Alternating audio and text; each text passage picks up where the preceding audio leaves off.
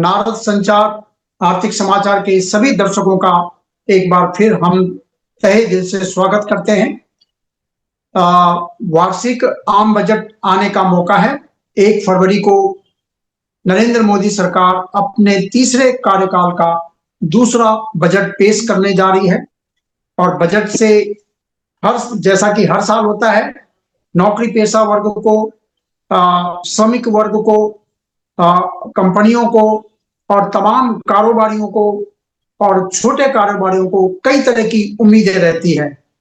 तो आज हम बजट के संदर्भ में बात करने जा रहे हैं राष्ट्रीय संघर्ष समिति ईपीएस 95 के राष्ट्रीय अध्यक्ष कमांडर अशोक रावत जी से, कमांडर सेवानिवृत्त श्री अशोक रावत जी से।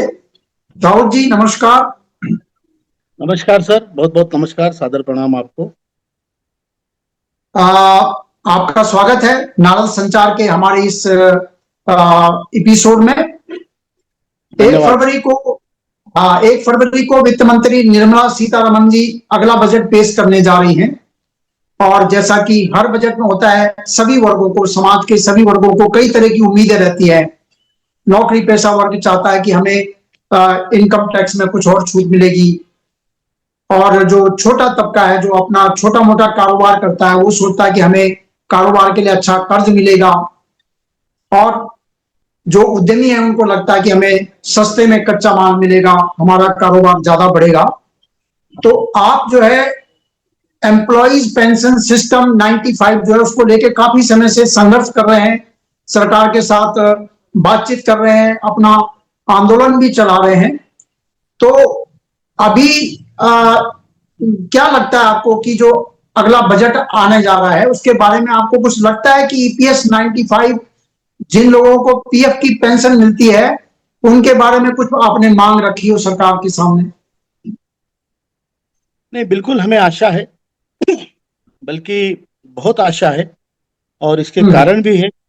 इस आशा के कारण यह है कि आदरणीय प्रधानमंत्री जी से हम 2 बार मिले हैं, आधे आधे घंटे की चर्चा की है, और उन्हें भी ये प्रश्न बिल्कुल उनके मतलब बहुत उनकी जहन में है, और उन्होंने बहुत अच्छी उसमें प्रतिक्रिया भी जताई थी कि ये होना चाहिए, ये अंत्योदय का विषय है।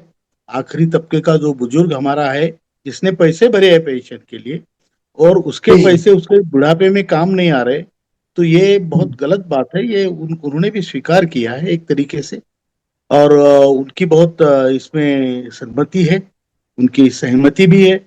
और उसके बाद हमने आदरणीय श्रम मंत्री जी से कई बार मुलाकातें की, पावर पॉइंट प्रेजेंटेशन किए, उन्होंने हमारी एक एक बात नोट की है, और उनका भी ये कहना था कि ये विचार बिल्कुल सही है, अच्छे है, इसमें कोई किसी प्रकार का स्वार्थ कपट नहीं है, और ये बिल्कुल हमारे बुजुर्गों के लिए करने के जायज काम है।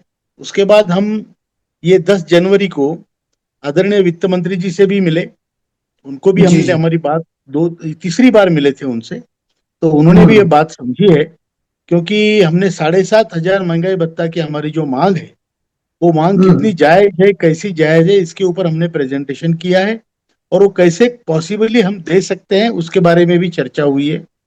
और ये सारी चर्चाओं के बाद हमें पूरा यकीन है कि गवर्नमेंट ऑफ इंडिया, हमारी भारत सरकार, हमारे वित्त मंत्री, हमारे आदरणीय प्रधानमंत्री जी, हमारे श्रम मंत्री जी इस पर अमल करेंगे, क्योंकि ये बहुत ही ऐसे लोगों का विषय है जिन्होंने अपनी जिंदगी भर देश के लिए सेवा दी है और अपने पैसे भी जमा किए हैं पेंशन के लिए। तो इसलिए हमें बहुत अच्छा। राव साहब, ये जो ईपीएस 95 है, कितना बड़ा वर्ग है जो इससे जुड़ा हुआ है, जिसके ऊपर ये लागू होती है? कितने लोग हैं और कौन कौन सेक्टर के? जी, अभी इसमें देखिए, इसमें प्राइवेट सेक्टर पूरा, फिर उसके बाद पूरा पब्लिक सेक्टर यूनिट जो है वो सारे आते हैं, राज्य सरकार के, केंद्र सरकार के उद्यम आते हैं, उसमें कोऑपरेटिव सेक्टर पूरा आता है, कारपोरेटिव सेक्टर आता है, कारपोरेट सेक्टर। तो ये सारे जो मतलब एक सरकारी कर्मचारी छोड़ के, रेलवे सरकारी कर्मचारी और डिफेंस छोड़ के भारत के जितने ही श्रमिक है वो पूरे इसमें आते हैं। 78 लाख लोग इसमें रिटायर्ड है जिनके लिए हम लड़ रहे हैं, और 7.5 हम्म। करोड़ लोग वो है जो आज कार्यरत है और अंशदान कर रहे हैं। उनकी भी ये ओके। समस्या है आगे चल के आने वाली। और वैसे हम्म। देखा जाए तो ये वर्ग हम पूरी तरह से हमारे सिस्टम उसको जोड़ नहीं पाई। अन्यथा इस ये जो पूरे स्कीम स्कीम में आने वाले लोग हैं, वो लोकसभा के आंकड़ों के अनुसार 29.88 करोड़ है। तो ये बहुत बड़ा वर्ग है। और इस वर्ग हम्म। को उन्हीं के पैसों से, उन्हीं के कंट्रीब्यूशन से पेंशन हम्म। देनी है। तो कंट्रीब्यूशन उनका हो गया है, तकरीबन 30 साल तक वो कंट्रीब्यूट करते हैं। उसके बाद में उनको 1,071 रुपये औसतन पेंशन है। और जो पैसा जमा हुआ है वो वापिस नहीं होता है। ये बहुत बड़ी समस्या है। और बुढ़ापे मतलब में ये इतने। जी। 29 करोड़ जो आपने संख्या बताई है, 29 करोड़ 88 लाख जो बताई है, ये आपने जो लोग रिटायर हो चुके हैं उनकी संख्या आपने बताई है जो। नहीं नहीं नहीं, मैंने बताया जो लोग रिटायर्ड है और इस स्कीम में आते हैं, जिनका जी। पैसा सरकार के पास है, ये हाँ। लोग, ये लोगों का की संख्या 78 लाख है। हम्म। 78 लाख। और जो ओके। लोग आज कार्यरत है और अंशदान कर रहे हैं, वो 7.5 उनकी, करोड़ है। वो 7.5 करोड़ है। लेकिन जी। पूरे देश की श्रमिकों की संख्या इस ओके। क्षेत्र ओके। में आने वाले, लेकिन बाकी लोग जुड़ नहीं पाए स्कीम से अभी तक। तो ऐसे हम्म। लोगों की संख्या 29.88 करोड़ है। ओके। तो हमें स्कीम में ये साढ़े सात सरकार करोड़ ने। जी जी। स्कीम में 7.5 करोड़ जुड़े हुए हैं। ठीक बाकी है, लोग ठीक अभी है। जुड़े भी नहीं है। हाँ हाँ।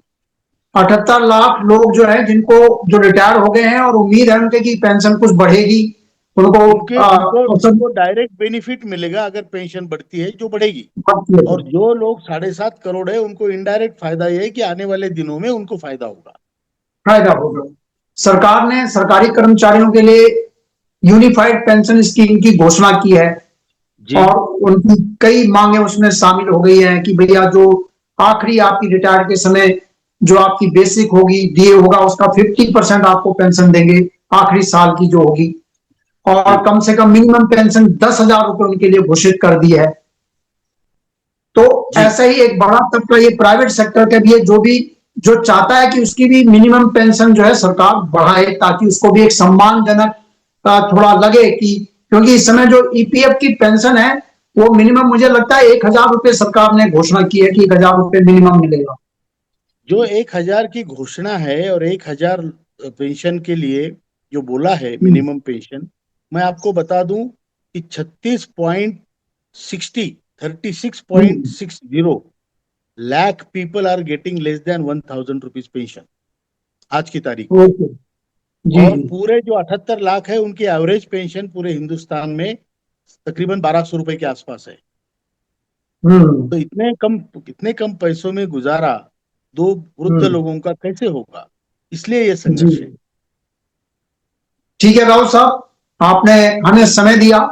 और हम उम्मीद करते हैं कि जो एक बड़ा सेक्टर है, चाहे वो पब्लिक लिमिटेड कंपनी है, प्राइवेट लिमिटेड कंपनी है, फैक्ट्रियां हैं, जो भी ईपीएफ के दायरे में आते हैं और जो भी ईपीएफ के तहत मामूली 1,000 रुपए, 1,500 रुपए, 2,000 रुपए की जो पेंशन ले रहे हैं, उनको आगामी बजट में राहत मिलेगी। सरकार उनकी मांगों को सुनेगी। आपने जो भी प्रस्ताव सरकार के सामने रखे हैं, ये उम्मीद की जाती है कि उन प्रस्तावों पर सरकार गौर करेगी और कोई ना कोई घोषणा इस बारे में आगामी बजट में की जाएगी। आपने जो डिमांड रखी है कि मिनिमम 7,500 रुपए हर महीने लोगों को मिलना चाहिए, उस पर और सरकार महंगाई भत्ता, ध्यान देगी। और उसके हाँ ऊपर जी। महंगाई भत्ता मिलना चाहिए। साढ़े उसके सात ऊपर हजार महंगाई। रुपए पे महंगाई भत्ता मिलना चाहिए। और दो वृद्धों हम्म। को फ्री मेडिकल फैसिलिटीज मिलनी चाहिए।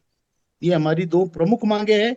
तीसरी मांग है, जो हायर पेंशन का बेनिफिट लेना चाहते हैं सुप्रीम कोर्ट के आदेशानुसार, उसमें बिना भेदभाव का वो सुप्रीम कोर्ट का आदेश लागू किया जाए। ये तीन मुख्य मांगे लेके हम चल रहे हैं।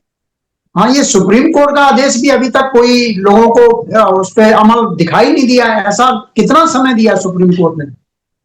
देखिए, सुप्रीम कोर्ट ने तो समय बहुत कम दिया था, लेकिन जो भी है, अभी हम्म। ये ईपीएफओ का जो इम्प्लीमेंटेशन है हायर पेंशन के मामले में, वो बहुत ढीला है। और उन्होंने अभी जो नियोक्ता है, उनसे डाटा मांगा है कि भाई आपके लोगों का डाटा हमें दे दो। अब वो डाटा जाएगा, फिर उसमें वो खारिज करेंगे, स्वीकार करेंगे, उसमें एग्जम्प्टेड, नॉन एग्जम्प्टेड, ऐसे इस्टेब्लिशमेंट में उन्होंने बांटा है। बहुत कॉम्प्लिकेटेड विषय कर दिया है। वो हायर पेंशन की बात है, मतलब अगर मुझे 1 लाख रुपए पेमेंट है तो मैं 1 लाख रुपए पे 8.33 रुपए से भरूं पहले से रुपए, और हाँ। उतना भरने के बाद ब्याज के साथ फिर मेरी जो पेंशन बनती है मुझे मिलनी चाहिए। तो ये लेन देन का ही विषय है, मैंने भरने हैं, उस हिसाब से आपने देने हैं। फिर भी उसमें इतने कॉम्प्लिकेशंस डाले हैं, तो ये अलग विषय है। और जो मिनिमम पेंशन है ये अलग विषय है। मिनिमम जी पेंशन जी। 7,500 महंगाई भत्ता का विषय ये है कि मुझे कोई भरना नहीं है। जिसको 1,000 या कम पेंशन मिलती है उसको 7,500 महंगाई भत्ता मिले, जिसको थोड़ी ज्यादा है उसको थोड़ी ज्यादा मिले। इस टाइप जी का जी। ये हमने फॉर्मूला आदरणीय श्रम मंत्री जी को दिया है। उन्होंने भी उस पर काफी गौर किया है, और हमें आशा है कि ये अच्छी सरकार है और एक स्ट्रांग गवर्नमेंट है, तो कामगारों के हित के प्रति वो बिल्कुल अच्छा काम करेंगे, ये हमें आशा है। ठीक है सर, आपने हमें समय दिया, नमस्कार। और हम अपने दर्शकों धन्यवाद। से एक बार फिर से आग्रह करते हैं कि हमारे वीडियो को लाइक कीजिए, शेयर कीजिए और सब्सक्राइब कीजिए। और आपका कोई सुझाव, आप किसी तरह की कोई प्रतिक्रिया है तो उसका भी हम स्वागत करते हैं। नमस्कार। धन्यवाद।